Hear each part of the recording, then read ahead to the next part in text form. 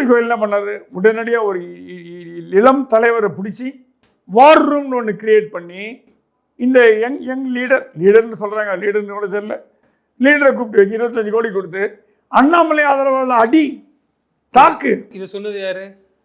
பியூஷ் கோயல். பணம் கொடுத்து அவர் தானே.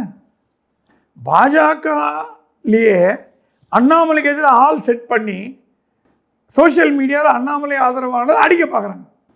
அடிக்கணும், கேவலப்படுத்த வேண்டியது. எனக்கு இப்போ என்ன ஆகி போச்சுன்னா, சோசியல் மீடியாவில் அண்ணாமலை ஆதரவாளர்கள் பாஜக தலைமையை தாக்கி எழுதுறத முட்டு கொடுக்கறதுக்கு ஆள் இல்லாமல் போச்சு. அண்ணாமலை ஆதரவு இல்லாத பாஜக தலைவர்கள்லாம் நமக்கே வம்புன்னு போயிட்டான். ஸோ எங்கே பார்த்தாலும் எல்முருகனை தாக்கி, தமிழிசையை தாக்கி, வானதியை தாக்கி 90% ஆஃப் பாஜகவினர் பாஜக தலைமையை தாக்க தொடங்கிட்டாங்க. இது டேஞ்சராக போச்சு, முதலுக்கே மோசமாகி போச்சு.